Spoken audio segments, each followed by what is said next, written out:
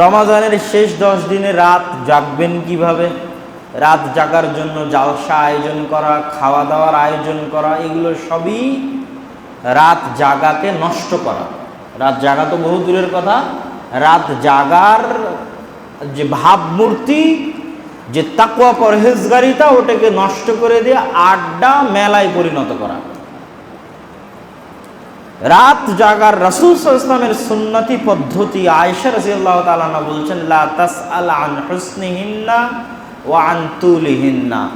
তোমরা আল্লাহর নবী যখন রাত জাগতো, রাতে সালাত আদায় করতো, এই সালাত যে কত লম্বা এটা তোমরা জিজ্ঞাসা করিও না। কত লম্বা? দাঁড়িয়ে থাকতেন সূরা বাকারার মতো, রুকু করতেন সূরা আলে ইমরানের মতো, সিজদা করতেন সূরা নিসার মতো। মানে রুকুতে অতক্ষণ থাকতেন সূরা আলে ইমরান পড়তে যতক্ষণ লাগবে, দাঁড়িয়ে অতক্ষণ কোরআন তেলাওয়াত করতেন সূরা বাকারা পড়তে যতক্ষণ লাগবে, সিজদায় অতক্ষণ থাকতেন সূরা নিসা পড়তে যতক্ষণ লাগবে। এটা ছিল আল্লাহর নবীর রাত জাগা। মানে এই 8 রাকাত সালাত এত ধীর স্থির আর এত লম্বা হবে। লম্বা হবে কি দিয়ে? কোরআন দিয়ে। দাঁড়িয়ে চলবে কোরআন পড়া, কোরআন দিয়ে লম্বা হবে। রুকু আর সিজদায় লম্বা হবে তাসবিহ দিয়ে, সুবহান রাব্বিয়াল আযীম, সুবহান রাব্বিল আলা। এটাই তো আল্লাহ পছন্দ করে। 24 ঘন্টা ফেরেশতারা তো এটাই বলতেছে। কত হাদিস নেবেন যে ফেরেশতাদেরকে আল্লাহ কোরআনের মধ্যে আছে। আল্লাহ সুবহানাহু ওয়া তাআলা ফেরেশতাদেরকে বলছে, ইন্নী জাইলুন ফিল আরদি খলিফা ক্বালা তাজআলু ফীহা মান ইফসিদু ফীহা ওয়া ইয়াসফিকু দিমা ওয়া নাহনু নুসাব্বিহু লাক ওয়া নুকদ্দিসু লাক। আল্লাহ বলছে, আমি দুনিয়াতে মানুষ সৃষ্টি করব। ফেরেশতারা বলল, এমন জাতি সৃষ্টি করবেন যারা ফিতনা ফাসাদ করবে। আমরা তো আপনার তাসবিহ তাহলিল পাঠ করছি। তো ফেরেশতারা আল্লাহর তাসবিহ পাঠ করে, আল্লাহ তাসবিহ পছন্দ করেন। ওটার ব্যাখ্যায় সব মুফাসসিরিনে কেরাম লিখছেন আল্লাহর নবীর হাদিস, ফেরেশতাদের তাফসীর কি, এগুলোই ফেরেশতাদের তাসবিহ। সুবহান রাব্বিল আযীম, সুবহান রাব্বিল আলা, সুবহানাল্লাহি বিহামদিহি, সুবহানাল্লাহিল আযীম, এগুলোই ফেরেশতাদের তাসবিহ। যা আমরা যে তাসবিহগুলো আমরা রুকুতে পাঠ করি, যে তাসবিহগুলো আমরা সিজদায় পাঠ করি, যত বেশি পাঠ করব আল্লাহ তত সন্তুষ্ট হবেন। ফেরেশতারা এইভাবেই আল্লাহ সুবহানাহু ওয়া তাআলাকে সন্তুষ্ট করেন। তাহলে রাতের সালাত মানে 8, 3, 13 রাকাত সালাতই কোরআন তেলাওয়াত দিয়ে তাসবিহ দিয়ে লম্বা হবে। রাত 10টায় শুরু হবে, সাহারির আগে শেষ হবে। এভাবে রাসূল সাল্লাল্লাহু আলাইহি ওয়াসাল্লাম সালাত আদায় করতেন। আর এই সালাতের মধ্যে 4 রাকাত পর বিরতি দিয়ে হাত তুলে মানুষ আল্লাহর কাছে দোয়া করতে পারে, কাকুতি মিনতি করে চাইতে পারে। চাওয়ার দিন এটাই। আর যদি বুঝতে পারে লাইলাতুল কদর হচ্ছে, কি দিয়ে বুঝবে? বৃষ্টি হলে বুঝবে, নাতিশীতোষ্ণ আবহাওয়া থাকলে বুঝবে, পরের দিনের সকালের সূর্যের তেজ না থাকলে বুঝবে। যেমন আজকের সূর্যের প্রচণ্ড তেজ, লাইলাতুল কদরের পরের দিনের সূর্যের তেমন তেজ থাকে না। আর লাইলাতুল কদরের রাতে বৃষ্টি হওয়ার সম্ভাবনা বেশি। রাসূল সাল্লাল্লাহু আলাইহি ওয়াসাল্লাম বৃষ্টি স্নাত রাতে, কর্দমাক্ত রাতে সিজদা করেছেন। লা বারিদাতা ওয়ালা হাররাতা, বেশি গরমও নয় বেশি ঠান্ডাও নয়, নাতিশীতোষ্ণ আবহাওয়া বিরাজ করবে। আর যাদের অন্তর সাদিকুল কলব সাদিকুল লিসান, দুটো বললাম, সাদিকুল কলব সাদিকুল লিসান, যাদের জিহ্বা সত্য বলে, যাদের অন্তর সত্য বলে, এরা স্বপ্নের মাধ্যমে জানতে পারতে পারে কবে লাইলাতুল কদর। যাদের অন্তর সত্যবাদী, যাদের জিহ্বা সত্যবাদী, মজাক করেও মিথ্যা বলে না। মিথ্যা বলা জানেই না এমন মানুষ, যার অন্তর এবং যার মুখ এক, আলাদা নয়। কখনো মানুষকে ধোঁকা দিয়ে, ফাঁকি দিয়ে, কৌশল দিয়ে কোনো কথা বলে না। অন্তর যা, মুখ তা। এমন মানুষকে আল্লাহ স্বপ্নের মাধ্যমে সত্য স্বপ্ন দিয়ে জানিয়ে দিতে পারেন কবে লাইলাতুল কদর হবে। সত্য স্বপ্ন ওহীর অংশ, যা কিয়ামত পর্যন্ত খোলা থাকবে। নবীদের কাছে ওহী আসতো স্বপ্নের মাধ্যমে, আল্লাহর সত্যবাদী মুমিন বান্দাদের কাছে স্বপ্নের মাধ্যমে ওহী আসে, ওহীর অংশ হিসেবে আসে। তারা রাতে যা দেখে সকালে দেখে তাই সত্য হয়ে গেছে। এটা অস্বাভাবিক কিছু নয়। কিন্তু এটার জন্য কি লাগে? সাদিকুল লিসান সাদিকুল কলব, অন্তর আর জিহ্বা সত্যবাদী। ভুলেও মজাক করেও মিথ্যা বলেনি এমন। সম্মানিত উপস্থিতি, তাহলে রমাজানের শেষ 10 রাতকে মূল্যায়ন করার জন্য লাইলাতুল কদরের অনুসন্ধানে বিজোড় রাত অথবা প্রত্যেক রাত লম্বা সালাত, লম্বা তেলাওয়াত, লম্বা তাসবিহ তাহলিল, 4 রাকাতের পর বিরতি দিয়ে হাত উঠিয়ে দোয়া, এতেকাফে মোবাইল মুক্ত থাকা। এতেকাফ যদি কেউ পালন করে, এতেকাফ পালন করলে রাত্রি পাওয়া সুবিধাজনক হবে, লাইলাতুল কদর পাওয়া সুবিধাজনক হবে। জাকাত হিসাব করে বের করে দেওয়া, ফিতরা হিসাব করে বের করে দেওয়া। এরপরে থাকছে ঈদের প্রস্তুতি। ইসলামে মুসলমানদের জন্য আনন্দের 2টি দিন। রাসূলুল্লাহ সাল্লাল্লাহু আলাইহি ওয়াসাল্লাম যখন মদিনায় গেলেন, তাদের 2টি দিন ছিল। কানু ইয়ালআবুনা ফীহিমা, এই 2টি দিনে মদিনার মানুষ খেলাধুলা করত। আল্লাহর নবী জিজ্ঞেস করলেন, মা হাযানিল ইয়াওমান, এই 2টি দিন কি? তারা উত্তরে বলল, আমরা জাহেলি যুগ থেকে এই 2টি দিনে খেলাধুলা করি। একটার নাম নওরোজ আর একটার নাম মেহেরজান। নওরোজ আর মেহেরজান, নববর্ষ, বসন্তকাল, এরকম মিল রেখে 2 সময় 2টা উৎসব। রাসূল সাল্লাল্লাহু আলাইহি ওয়াসাল্লাম বললেন, কদ আবদালা হুমাল্লাহ, কদ আবদালাকুমুল্লাহু বিহিমা খায়রাম মিনহুমা। আল্লাহ তোমাদেরকে এই 2টা দিনের চাইতে উত্তম 2টা দিন আনন্দের জন্য দিয়েছেন। একটা দীর্ঘ 1 মাস সিয়াম পালন করার পর ঈদুল ফিতর, আর একটা পৃথিবীর সর্বশ্রেষ্ঠ 10 দিন, সর্বশ্রেষ্ঠ 10 রাত এই রমাজানের শেষ 10 রাত। আর পৃথিবীর সর্বশ্রেষ্ঠ 10 দিন, রমাজানের এই 10 দিনও ওই 10 দিনের মতো শ্রেষ্ঠ নয়। যুলহজ মাসের প্রথম 10 দিন যত শ্রেষ্ঠ। ওয়াইদ ওয়া'আদনা মূসা 40 লাইলা, মূসা আলাইহিস সালাতু ওয়াস সালাম তুর পাহাড়ে 40 দিন আল্লাহর ইবাদত করেছিলেন। ওই 40 দিনের শেষ 10 দিন যুলহজ মাসের প্রথম 10 দিন। মূসা আলাইহিস সালাতু ওয়াস সালামের তুর পাহাড়ে ইবাদত করা 40 দিনের শেষ 10 দিন যুলহজ মাসের প্রথম 10 দিন, যা রমাজানের চাইতেও শ্রেষ্ঠতম 10 দিন। যেই 10 দিনে আরাফার দিন আছে, যেই 10 দিনে হজের মতো মহা ইবাদত সম্পূর্ণ হয়, যেই 10 দিনে কুরবানির মতো মহা ইবাদত সম্পূর্ণ হয়, ওই 10 দিনের মধ্যে যে ঈদের দিন, সেটি হচ্ছে কুরবানির ঈদ, যা সুন্নাতে ইব্রাহিম আলাইহিস সালাতু ওয়াস সালামের সুন্নাতের অনুসরণ। তো এই 2টা ঈদের দিন মুসলমানদের জন্য আল্লাহ দিলেন। ঈদুল ফিতর, ফিতর মানে ভেঙ্গে দেওয়া। কি ভাঙবেন? টানা 30 দিন সকালে খালি পেটে ছিলেন, আজ 30 দিন পর প্রথম দিন যেখানে সকালে খাবেন, তো এই 30 দিনের সিলসিলা ভেঙে দিচ্ছেন। এটা ঈদুল ফিতর। ইফতারি, আমরা যে ইফতারি বলি, ওইটা যেখান থেকে এসছে, ফিতর যেখান থেকে এসছে, এটা ওখান থেকে আসা। ইফতারি সারাদিন না খেয়ে থাকার পর কিছু খেয়ে ওই না খেয়ে থাকাটাকে ভেঙে দেওয়া। ঠিক টানা 30 দিন সকালবেলা না খেয়ে থেকে আজ ঈদুল ফিতরের দিন খেয়ে যেতে হবে, এটা সুন্নাত। মানে ওই সিলসিলাকে ভেঙে দিতে হবে। ঈদের দিন সিয়াম পালন হারাম, 5 দিন সিয়াম পালন হারাম। ঈদের 2 দিন আর ঈদুল আজহার পরের 3 দিন, মোট 5 দিন। এই 3 দিন খাওয়াই সুন্নাত, তবে ঈদুল ফিতরের দিন আগে খাওয়া সুন্নাত। ঈদের মাঠে রওনা দিতেন, বিজোড় খেজুর খেয়ে ঈদের মাঠে রওনা দিতেন। আর ঈদুল আজহা, আজহা উজহিয়াহ মানে কুরবানি, আল্লাহর রাস্তায় নিজেকে সঁপে দেওয়া। তো ইসমাইল আল্লাহর সন্তুষ্টির জন্য নিজেকে সঁপে দিয়েছিল। তো এখন আল্লাহর সন্তুষ্টির জন্য আমার প্রিয় প্রাণী আমি আল্লাহর রাস্তায় সঁপে দিচ্ছি, তার পরিবর্তে সেই সুন্নাতের অনুসরণ, সেটাই ঈদুল আজহা বা কুরবানির ঈদ। তো কুরবানির ঈদে না খেয়ে যাওয়া সুন্নাত, এটা রোজা নয়, অর্ধ রোজাও নয়, কিন্তু না খেয়ে যাওয়া সুন্নাত। এসে কুরবানির গোশত দিয়ে খাওয়া সুন্নাত।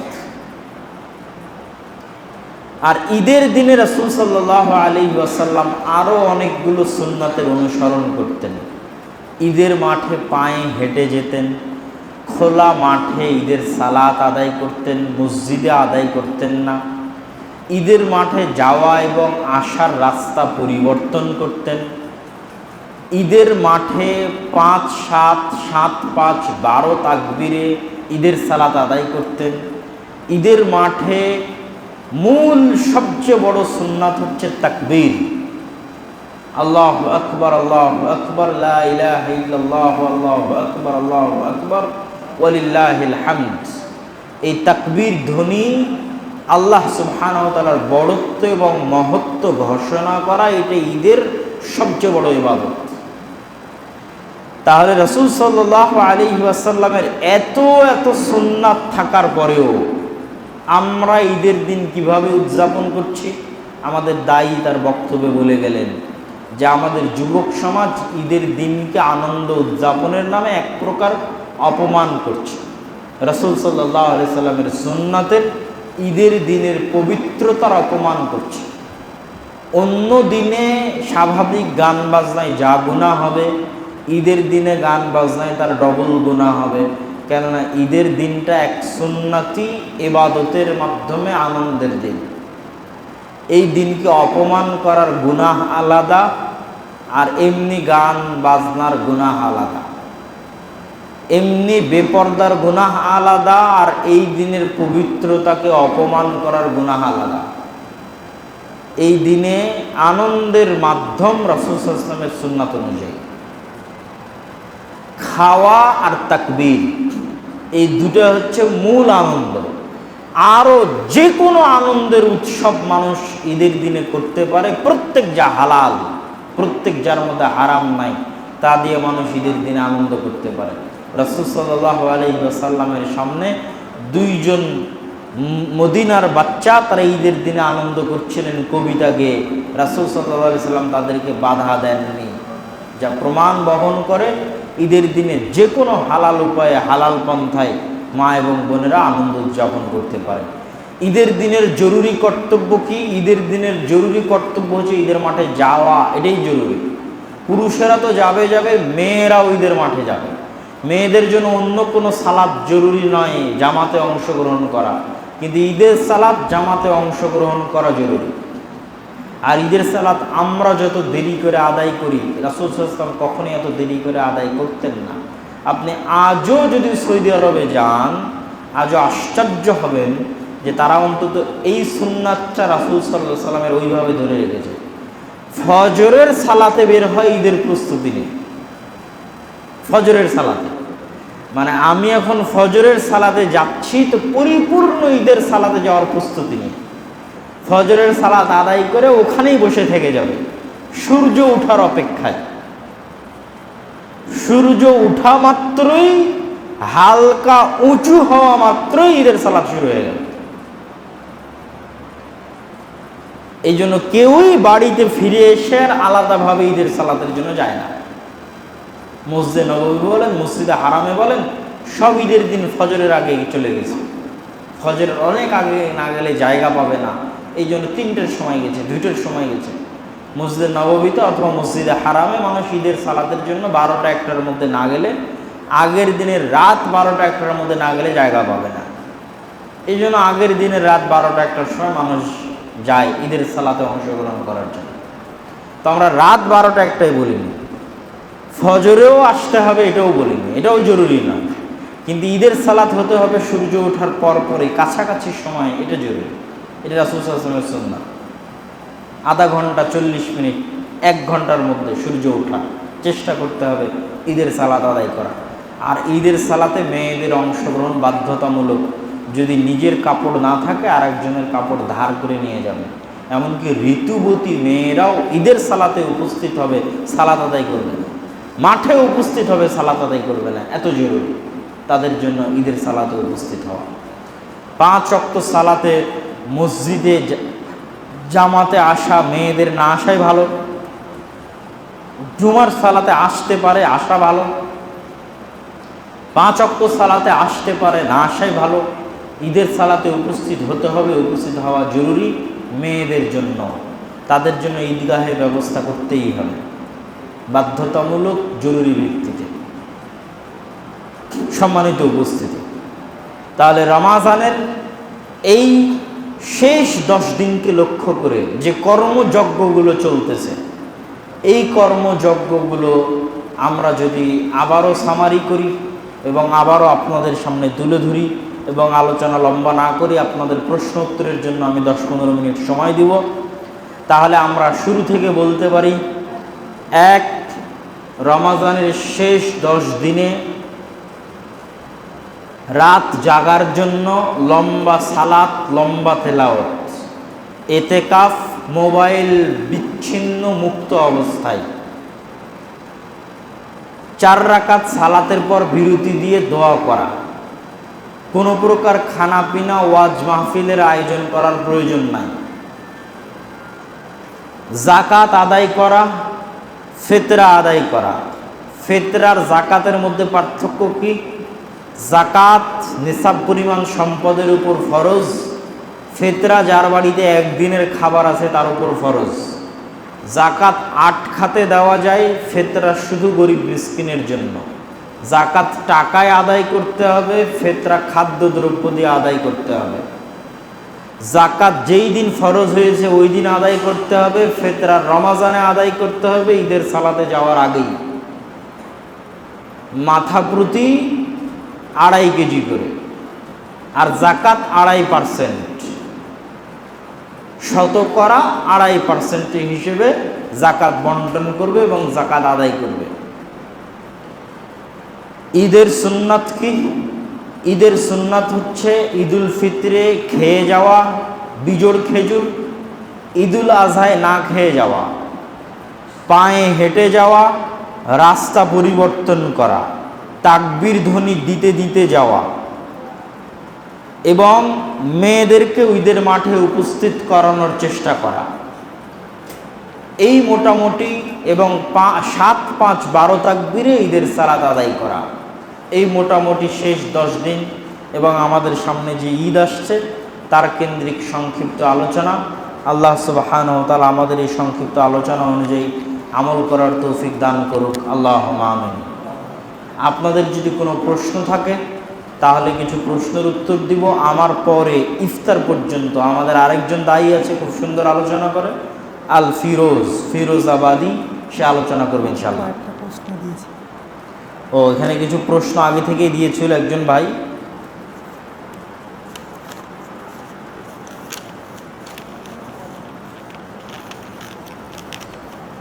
ফিতরা দেওয়ার সঠিক নিয়ম কি? আলোচনা করা হয়ে গেছে। জাকাত দেওয়ার বিধান, এটাও আলোচনা করা হয়ে গেছে। রমজানের 27তম রাতি কি নিশ্চিত শবে কদর? জি না, রাসূল সাল্লাল্লাহু আলাইহি ওয়াসাল্লাম বা আল্লাহ সুবহানাহু ওয়া তাআলার পক্ষ থেকে নির্দিষ্ট কোনো রাতকে লাইলাতুল কদর বলা হয়নি। আল্লাহর নবীকে একবার জানিয়ে দেওয়া হয়েছিল, 2 জন সাহাবীর ঝগড়ার কারণে তিনি ভুলে গেছিলেন, তারপর থেকে আর জানানো হয়নি। ওভাবেই উজ্জ্ব রেখে দেওয়া হয়েছে। রাসূল পুরো রমজানে লাইলাতুল কদর 100% আছে, রমজানের শেষ 10 দিনে 90% আছে, শেষ 10 দিনের বিজোড় রাত্রিতে আরও 95-90% আছে। আর 27, 21 এগুলো আলাদা করার কোনো সুযোগ নেই। শবে কদরের নামাজ কত রাকাত এবং কিভাবে করব আজকে আলোচনা করে ফেলেছি। রমজান বা রমজানের বাইরে রাতের সালাত 11 রাকাতের বেশি নয়। এখন যে বেশি করতে চায় সে কি দিয়ে বেশি করবে? সালাত লম্বা করে বেশি করবে। বুঝেননি মনে হয় আমার কথা? যার ইবাদত বেশি করার শখ, যেই মাত্র 8 রাকাতে ইবাদত, জি না, 8 রাকাত ইবাদত না, তুমি 8 রাকাত আল্লাহর নবীর মতো করে আদায় করো, তারপরে এসে বলো যে 8 রাকাত ইবাদত কিনা, যে আমি বেশি আদায় করতে চাই, 20 রাকাত আদায় করব। জি না, আপনি বেশি আদায় করতে পারবেন এই 8 রাকাতকে বেশি করেন, লম্বা তেলাওয়াত, লম্বা সালাত দিয়ে, লম্বা তাসবিহ, লম্বা রুকু, লম্বা সিজদা দিয়ে। শবে কদর 26 তারিখ রাতে পালন করা যাবে কি? রমজানের প্রত্যেক রাতই লাইলাতুল কদর হওয়ার সম্ভাবনা আছে। ওমর রাদিয়াল্লাহু তাআলা আনহুর পক্ষ থেকে 20 রাকাতের কোনো প্রমাণ আমাদের জানা নেই। শাহজালাল ও শাহপরান রাহিমাহুল্লাহ কেমন ওলি ছিলেন এবং তারা কি আসলে ওলি ছিলেন বুঝিয়ে বলবেন। ওলি মানে আল্লাহর বন্ধু। আর তাদের বিষয়ে আমরা ভালো ধারণা রাখি যে তারা এই দেশে দিন প্রচারের জন্য এসেছিল, তাওহীদ প্রচারের জন্য এসেছিল। এই জন্য তাদের বিষয়ে আমরা ভালো ধারণা রাখি। আমরা কোনো প্রমাণ পাই না যে তারা মানুষকে কবর পূজা করতে বলেছে, মূর্তি পূজা করতে বলেছে, বরং মূর্তি পূজা উৎখাত করার জন্যই তারা এই দেশে এসেছে। পরবর্তীতে মানুষেরা তাকে তাদের অতিরঞ্জিত সম্মান করতে গিয়ে তার কবরের পূজা শুরু করেছে। একদল মানুষ তো মুহাম্মদ সাল্লাল্লাহু আলাইহি সাল্লামের অতিরঞ্জিত সম্মান করতে গিয়ে তার নামে ঈদে মিলাদুন নবীর মতো বেদাত আবিষ্কার করেছে। একদল মানুষ তো ঈসা আলাইহিস সালামকে অতিরঞ্জিত সম্মান করতে গিয়ে তাকে আল্লাহর ছেলে বানিয়ে দিয়েছে। এখন কেউ যদি অতিরঞ্জিত সম্মান করতে গিয়ে শাহজালাল আর শাহপরান রাহিমাহুল্লাহর কবরকে মাজার বানায় দেয়, তাদের কি দোষ? তাদের তো কোনো দোষ নেই। দোষ যারা বানিয়েছে তাদের দোষ। যে আপনাদের মধ্যে কারো কোনো প্রশ্ন, আজকে আমরা যে আলোচনা করলাম ফিতরা, যাকাত, ঈদের দিন,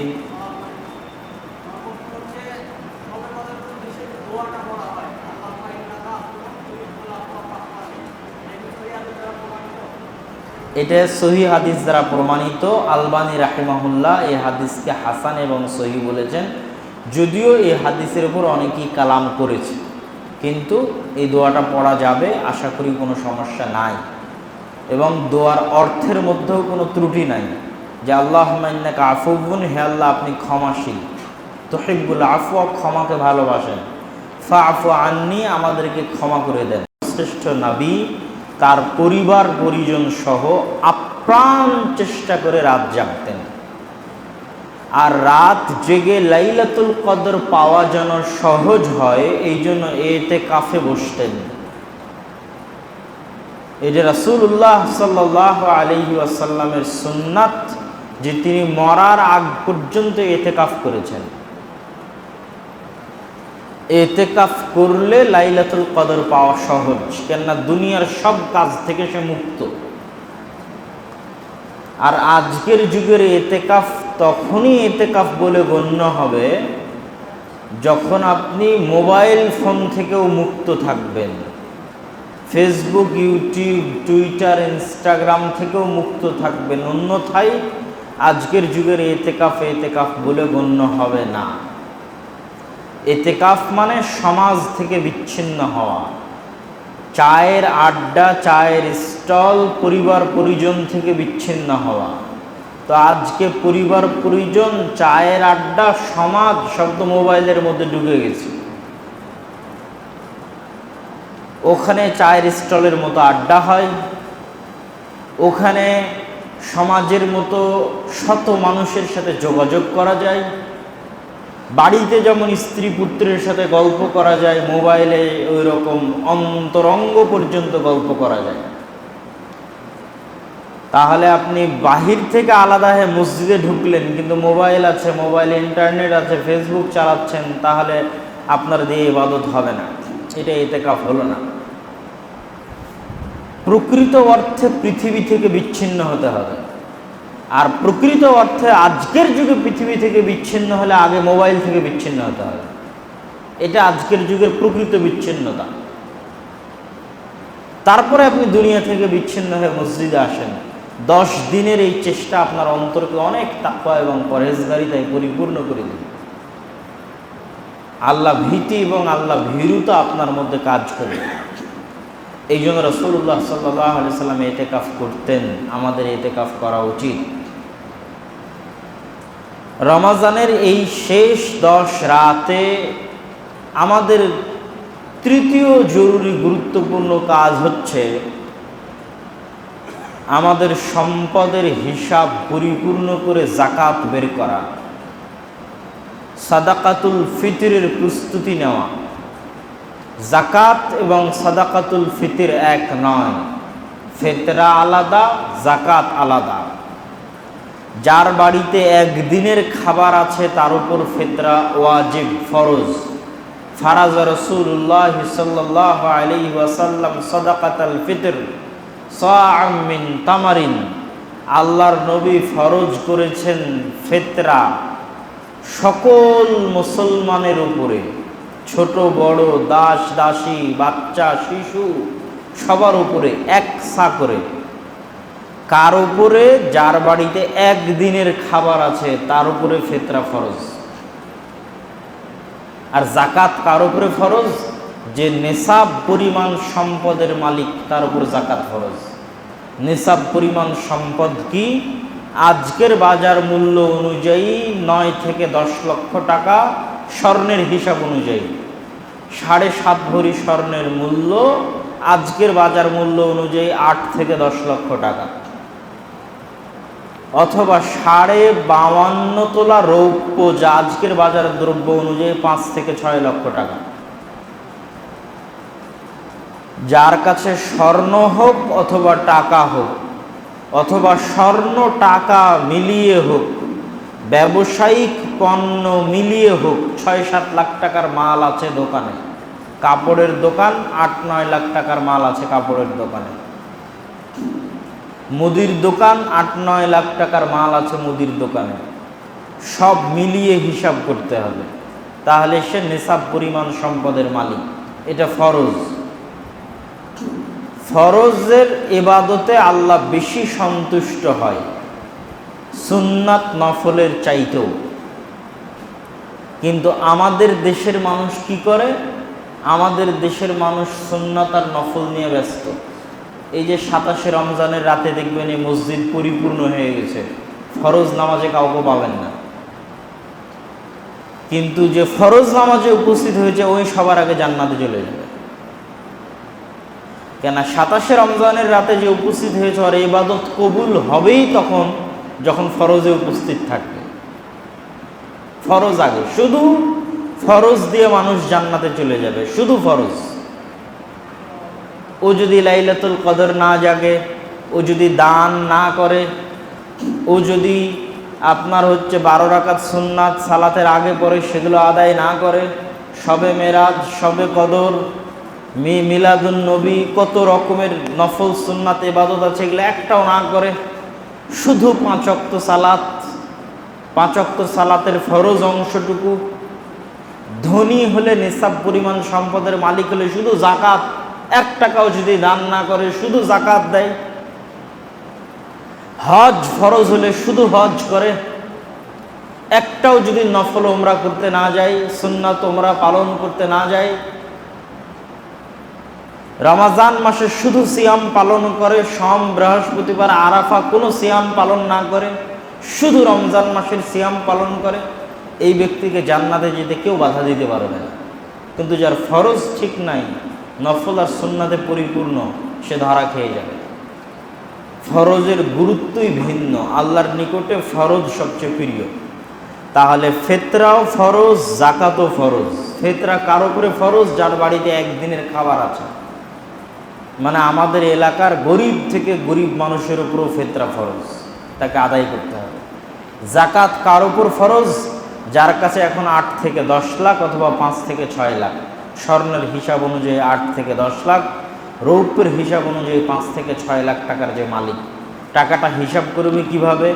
এখন নগদে কত টাকা আছে, বিকাশে কত টাকা আছে, রকেটে কত, ব্যাংকে ফিক্সড ডিপোজিট কত, ব্যাংকে জমা রেখেছে কত, সরকারি বন্ড সঞ্চয়পত্র কিনে রেখেছে কত, যেগুলো ফেরত পাবে, কিনে রেখেছে কত, ক্যাশ টাকা বাড়িতে আছে কত, স্ত্রী পুত্র বউ কত ভরি স্বর্ণ ব্যবহার করে, সেই ভরি স্বর্ণের আজকের বাজার মূল্য কত, যদি ব্যবসা বাণিজ্য থাকে তাহলে কাঁচামাল আছে কত টাকা, যেটা এখনই বললাম, কাপড়ের দোকান যদি হয়, মুদিখানার দোকান যদি হয়, কাগজের দোকান যদি হয়, যে কোনো ব্যবসা, গাড়ির হলে গাড়ির শোরুমে কত লাখ টাকার গাড়ি আছে, অটো রিক্সার শোরুম হলে কত টাকার অটো রিক্সা আছে, তার আজকের বাজার মূল্য কত, এগুলো সব হিসাব করে দেখতে হবে যে তাহলে 8 থেকে 9 থেকে 10 লাখ টাকা হয় কিনা, 5 থেকে 6 লাখ টাকা হয় কিনা। হলে যেই দিন এই পরিমাণ টাকার মালিক হয়েছে ওই তারিখটা লিখতে হবে, যেই দিন প্রথম হয়েছিল। আজ যদি মনে না থাকে তো অনুমান করে লিখবে যে আমি অমুক সালের এত তারিখে এত টাকার মালিক হয়েছিলাম। তারপর থেকে প্রতি বছর ওই দিনে সে অত টাকার মালিক আছে কিনা দেখবে, যে আমি পরের বছর ওই দিনে অত বা তার চেয়ে বেশি টাকার মালিক আছি, তাহলে 1 বছর পার হয়ে গেছে, যাকাত ফরজ। নিসাব পরিমাণ সম্পদের উপর 1 বছর পার হলেই যাকাত ফরজ। আর ফরজ মানে এটা গোখরা সাপের চাইতো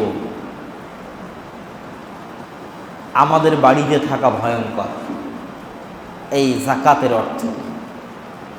রাসূলুল্লাহ সাল্লাল্লাহু আলাইহি ওয়াসাল্লাম বলেন, কিয়ামতের মাঠে যাকাত অনাদায়কারীকে শাস্তি দেওয়া হবে তার অনাদায়ের পণ্যের উপর ভিত্তি করে। যদি গরু ছাগলের যাকাত না দিয়ে থাকে, তাহলে গরু ছাগলকে শিং দিয়ে, পায়ে খুর দিয়ে, খোলা ময়দানে ফেলে দিয়ে তাকে পিষতে থাকবে গরু ছাগল উট, আর শিং দিয়ে ঘুতা দিতে থাকবে, আঘাত করতে থাকবে।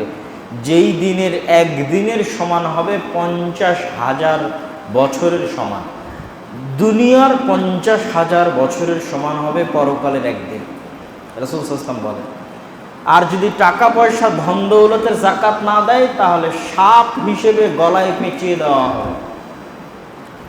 আর এই সাপ তাকে ছোবল মারবে কিয়ামতের মাঠে, আর বলবে, আনা কানজুক আনা মালুক, আমি তোমার সেই সঞ্চিত সম্পদ যাকে তুমি দুনিয়াতে জমা করেছিলে, যাকাত দাওনি।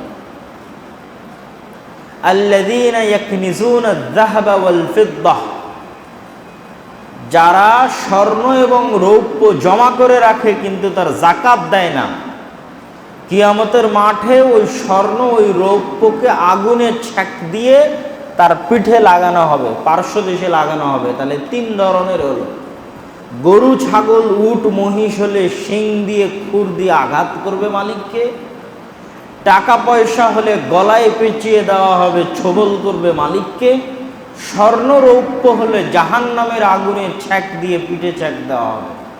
তাহলে যেমন পণ্য দ্রব্যের যাকাত সে আদায় করবে না, ওই পণ্য দ্রব্যের ভিন্ন ভিন্ন শাস্তি।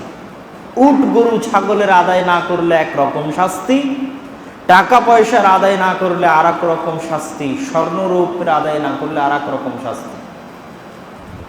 এটি একটি ফরজ ইবাদত যাকাত। এই জন্য আপনি হয়তো অনেক টাকা দান করছেন, এটার আগে জরুরি ভিত্তিতে আপনাকে হিসাব করতে হবে আপনার উপর যাকাত ফরজ কিনা, যাকাত আপনি আদায় করেছেন কিনা। এটা ফরজ, সালাতের মতো ফরজ। আল্লাহ সুবহানাহু ওয়া তাআলা কোরআন মাজিদে কোথাও সালাতকে যাকাত থেকে আলাদা করেন, কোথাও খালি এইভাবে বলেননি মানুষ তোমরা নামাজ পড়ো, না, এইভাবে কোরআনের একটি আয়াতও আপনি পাবেন না। আশ্চর্য হবেন। ঈসা আলাইহিস সালামের কথা আল্লাহ কোরআনে বলছে, তখনও বলা আছে মানুষ তোমরা সালাত আদায় করো, যাকাত দাও। মানে ঈসা আলাইহিস সালামকে আল্লাহ বলছে, সে তার উম্মতকে বলবে যে তোমরা সালাত আদায় করো, যাকাত দাও। মূসা আলাইহিস সালামের কথা যখন আল্লাহ কোরআনে বলছে, তখনও বলেছে মূসা আলাইহিস সালাম তার কওমকে বলবে মানুষ তোমরা সালাত আদায় করো, যাকাত দাও। দুনিয়াতে যত নবী অতীতে এসেছে, ইব্রাহিম আলাইহিস সালামের কথা আল্লাহ যখন বলেছে, নূহ আলাইহিস সালামের কথা যখন আল্লাহ বলেছে, কথা একটাই, সালাত আদায় করো, যাকাত দাও। কখনো আল্লাহ বলেননি শুধু সালাত আদায় করো। পবিত্র কোরআনে 80 বারেরও অধিক আল্লাহ সুবহানাহু ওয়া তাআলা সালাতের আদেশ দিয়েছেন, অতবারই যাকাতের আদেশ দিয়েছেন। কেননা যাকাতকে কখনো সালাত থেকে আলাদা করেননি, আল্লাহ করেননি সালাতকে, যাকাতকে সালাত থেকে আলাদা। তাহলে মানুষ কেমনে করবে? যে মানুষ সালাত আদায় করে যাকাত দেয় না, সে কীভাবে জান্নাতে যাবে, যেখানে আল্লাহ সালাত থেকে যাকাতকে আলাদা করেননি। সালাত আল্লাহর সাথে সম্পৃক্ত। যাকাত আপনি পার্সেল করে, প্যাকেটে করে, কুরিয়ারে করে আল্লাহর কাছে পাঠাতে পারবেন না। যাকাত দুনিয়ার মানুষের উপর ব্যয় হবে, এটা মানুষের হক। হাক্কুম মালুম লিসাইলি ওয়াল মাহরুম, ফকির মিসকিন বঞ্চিত দুস্থ দরিদ্রদের হক যা আপনি অন্যায়ভাবে ভক্ষণ করছেন, ওটাই যাকাত। আপনার বাড়িতে যাকাতের যদি একটা টাকাও থাকে, সেটা ফকির মিসকিনের হক যা আপনি অন্যায়ভাবে রেখেছেন আপনার কাছে। এটা আল্লাহ সুবহানাহু ওয়া তাআলা কোরআনে বলেছে, যেটা ফকির মিসকিনের হক তোমাদের কাছে আছে। তাহলে সালাত হবে আল্লাহর জন্য, যাকাত মানুষের জন্য। আল্লাহই দিয়েছে এই বিধান। সমাজের জন্য, মানব সমাজের জন্য, গরিব মিসকিন দুঃখী মিসকিনের জন্য, অসহায় দরিদ্র দুস্থদের জন্য জাকাত। জাকাতের টাকা আল্লাহ নেবেন না, আল্লাহর কাছে যায় না। এমনকি আল্লাহ মসজিদের জন্য জাকাতের টাকা ব্যবহার করা যায় না। তাহলে জাকাত পুরোটাই মানব সমাজের উপকারের জন্য। সালাত আল্লাহর জন্য, জাকাত আল্লাহর বান্দাদের জন্য। কিন্তু আল্লাহ সুবহানাহু ওয়া তাআলা ফরজ করেছে। সম্মানিত উপস্থিতি, তাহলে জাকাতের পাশাপাশি সাদাকাতুল ফিতর কি? সাদাকাতুল ফিতর শুধু রমজানে আদায় করতে হয়, জাকাত শুধু রমজানে নয়। জাকাত যেই দিন ফরজ হয়েছে ওই দিন আদায় করতে হবে। আমাদের দেশের মানুষ বুঝে না, তাই রমজানে আদায় করে। আমি কখন নিসাব পরিমাণ সম্পদের মালিক হলাম ওটা খাতায় লিখতে হবে। ওই দিন থেকে 1 বছর পর আবার যদি দেখি আমার কাছে নিসাব পরিমাণ টাকা আছে, তাহলে ওই দিনেই জাকাত দিতে হবে। 1 সেকেন্ড দেরি করলে আপনি মরে গেলে জাকাত আদায় যদি না করেন তো অনাদায়ের কারণে শাস্তিযোগ্য অপরাধে বিবেচিত হবে। তাহলে কেমনে রমজান পর্যন্ত দেরি করবেন আপনি জাকাত আদায় করতে? ফরজ হয়েছে আপনার 6 মাস আগে, 3 মাস আগে, আপনি রমজান পর্যন্ত ঠেলে নিয়ে যাবেন? জি না। সালাত আউয়াল ওয়াক্তে কেন আদায় করতে বলা হয়? যে যখনই ওয়াক্ত প্রবেশ করে তখন মানুষের উপর সালাত ফরজ হয়ে গেছে। এখন মানুষ যদি দেরি করে যে আমি আধা ঘন্টা পরে সালাত আদায় করছি, আর ওই সময়ের মধ্যে যদি মানুষ মারা যায়, তাহলে সে 1 ওয়াক্ত সালাত মিস নিয়ে আল্লাহর দরবারে উঠবে যে আমার উপর 1 ওয়াক্ত সালাত ফরজ হয়েছিল, আমি আদায় করি। এই জন্য বলা হয় যখনই ওয়াক্ত হয়েছে তখনই সালাত আদায় করো, আউয়াল ওয়াক্তে সালাত আদায় করো, দেরি করিও না। ঠিক জাকাতের ক্ষেত্রে যখনই ফরজ হয়েছে তখনই আদায় করো, দেরি করিও না। জাকাতকে তুমি ঠেলে রমজান পর্যন্ত নিয়ে যেও না। জাকাত যেই দিন ফরজ হয়েছে ওই দিন আদায় করতে হবে। আর ফিতরা কি? ফিতরা শুধু রমজান, এটা সরাসরি রোজার সাথে সম্পৃক্ত। রোজার ভুল ত্রুটি মাফ করে নেওয়ার জন্য, রোজার গুনাহ খাতা মাফ করে নেওয়ার জন্য আল্লাহ সুবহানাহু ওয়া তাআলার পক্ষ থেকে একটা সিস্টেম যা আল্লাহ সুবহানাহু ওয়া তাআলা দিয়েছেন, সেটা হচ্ছে ফিতরা। মাথা প্রতি 1 সা, যার বাড়িতে 1 দিনের খাবার আছে তাকেও আদায় করতে হবে। 1 সা সমান আজকের বাজার হিসাব অনুযায়ী 1.5 কেজি থেকে 2.5 কেজি চাউল। শেখ সালেহ আল উসাইমিন থেকে দুনিয়ার বড় বড় ফুকাহাগণ যারা হিজাজের সা অনুযায়ী সা হিসাব করেছেন, তারা সবাই 1 সা সমান 1.5 কেজি থেকে 2.5 কেজি বলেছেন। তাহলে 1.5 কেজি থেকে 2.5 কেজি চাউল মাথা প্রতি হিসাব করে ঈদের সালাতে যাওয়ার আগে বের করে দিতে হবে। ঈদের সালাতে যাওয়ার আগে বাড়ি থেকে বের করে জমা দিয়ে দিতে হবে। যদি ঈদের সালাতে যাওয়ার আগেই মানুষকে বন্টন করে দিতে পারে তবুও সমস্যা নেই। আব্দুল্লাহ বিন ওমর রাদিয়াল্লাহু তাআলা আনহু বলছেন 27, 28, 29 এই রোজার দিনগুলোতে বন্টন করে দিতে পারে মানুষ। অত আগে না করে শেষের দিকেও বন্টন করে দিতে পারে। বন্টন না করলেও তার বাড়ি থেকে আগেই বের করে দিতে হবে। ঈদের সালাত থেকে আসার পরে ফিতরা বের করার কোনো সুযোগ নাই, আর ফিতরা টাকায় আদায় করার কোনো সুযোগ নাই। খাদ্যদ্রব্য দিয়েই ফিতরা আদায় করতে হবে। রাসূল সাল্লাল্লাহু আলাইহি ওয়াসাল্লামের যুগেও টাকা ছিল, স্বর্ণ মুদ্রা, রৌপ্য মুদ্রা ছিল। আল্লাহর নবী স্বর্ণ মুদ্রা, রৌপ্য মুদ্রা দিয়ে ফিতরা আদায় করতে বলেননি, খাদ্যদ্রব্য দিয়ে ফিতরা আদায় করতে বলেছেন। অতএব আমাদেরকেও খাদ্যদ্রব্য দিয়েই ফিতরা আদায় করতে হবে। জন প্রতি 1.5 কেজি থেকে 2.5 কেজি, মাথা প্রতি 1.5 কেজি থেকে 2.5 কেজি চাউল দিয়ে ফিতরা আদায় করতে হবে। এটা শুধু রমজানের সাথে সম্পৃক্ত। জাকাত আর ফিতরার মধ্যে আরেকটা বড় পার্থক্য কি? আমরা ইতিমধ্যে 2-3টা পার্থক্য বলে ফেলেছি। জাকাত তার উপর ফরজ যে নিসাব পরিমাণ সম্পদের মালিক। ফিতরা যার বাড়িতে 1 দিনের খাবার আছে। জাকাত যখন ফরজ হয়েছে তখনই আদায় করতে হবে। ফিতরা শুধু রমজানের সাথে সম্পৃক্ত। জাকাত টাকা দিয়ে আদায় করতে হবে, জাকাত কাপড় দিয়ে চলবে না। আমাদের সমাজে এমনভাবে ইবাদত উল্টে গেছে, যেটা টাকা দিয়ে দিতে হবে মানুষ এটা কাপড় দিয়ে দিচ্ছে, আর যেটা খাদ্যদ্রব্য দিয়ে দিতে হবে মানুষ এটা টাকা দিয়ে দিচ্ছে। সরাসরি রাসূল সাল্লাল্লাহু আলাইহি ওয়াসাল্লামের সুন্নাতের বিপরীত। জাকাত দিতে হবে টাকা দিয়ে, সেখানে আপনি জাকাত দিচ্ছেন কাপড় দিয়ে। এই টাকার মালিক আপনি নন, এই টাকার মালিক ওই ব্যক্তি যে জাকাতের হকদার। তাহলে আপনি বাধ্য এই টাকা ওইভাবে ওর কাছে পৌঁছে দিতে। এখন ও কি করবে ও জানে। আপনি যদি এই টাকা ওইভাবে তার কাছে পৌঁছে না দেন তাহলে আপনি জাকাত আদায় করলেন না। তাহলে জাকাত আর ফিতরার সাথে আরেকটা বড় পার্থক্য কি, জাকাত আদায় হতে হবে টাকা দিয়ে, ফিতরা আদায় হতে হবে খাদ্যদ্রব্য দিয়ে। এটা আমাদের সমাজে উল্টে গেছে কি, ফিতরা আদায় হচ্ছে টাকা দিয়ে, জাকাত আদায় হচ্ছে কাপড় দিয়ে। আরেকটা বড় পার্থক্য জাকাতের সাথে ফিতরার, সেটি হচ্ছে জাকাত প্রদান করা যায় 8 খাতে, আর ফিতরার একটাই খাত। ফিতরা শুধু গরিব মিসকিনের জন্য, এর আর দ্বিতীয় কোনো খাত নাই। রাসূল সাল্লাল্লাহু আলাইহি সাল্লামের হাদিস অনুযায়ী তু'মাতুল লিল মাসাকিন, শুধু ফকির মিসকিনের জন্য ফিতরা। আর জাকাত, জাকাত আপনি ফকির মিসকিনকেও দিতে পারেন, জাকাত আপনি ঋণগ্রস্ত ব্যক্তিকেও দিতে পারেন, জাকাত আপনি মুসলমান হতে পারে এরকম যে কোনো ইহুদি খ্রিস্টান হিন্দুকেও দিতে পারেন, যে মুসলমান হতে চায়, হতে চাচ্ছে, টাকার অভাবে পারছে না, বিভিন্ন সমস্যার কারণে পারছে না, তাকেও জাকাত দিতে পারেন। জাকাত যে আদায় করছে, উত্তোলন করছে সরকারের পক্ষ থেকে, ওয়াল আমিলিন, জাকাত আদায় করার জন্য সরকারের পক্ষ থেকে লোক নিয়োগ থাকতো দারুল খিলাফায়, যাও জাকাত আদায় করে নিয়ে আসো। খলিফা ওই জাকাত আদায়কারী ব্যক্তিকেও জাকাতের সম্পদ থেকে কিছু দিতে পারে। জাকাত ফি সাবিলিল্লাহ, আল্লাহর রাস্তায় যারা জিহাদ করছে তাদেরকে জাকাত দেওয়া যায়।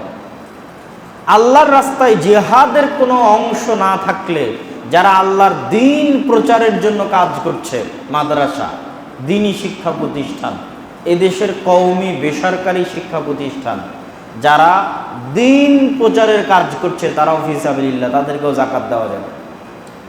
ইয়েতিমদের লালন পালনের জন্য জাকাতের অর্থ খরচ করা যাবে। সম্মানিত উপস্থিতি, আর দুটি বিধানই ফরজ, জাকাতও ফরজ, ফিতরাও ফরজ। জাকাত ফরজ করেছেন আল্লাহ, ফিতরা ফরজ করেছেন রাসূল সাল্লাল্লাহু আলাইহি ওয়াসাল্লাম। তাহলে রমাজানের এই শেষ 10 দিনে বিজোড় রাতে রাত জাগার চেষ্টা করতে হবে, এতেকাফ করার চেষ্টা করতে হবে, জাকাত আদায় করার চেষ্টা করতে হবে, ফিতরা আদায় করার চেষ্টা করতে হবে।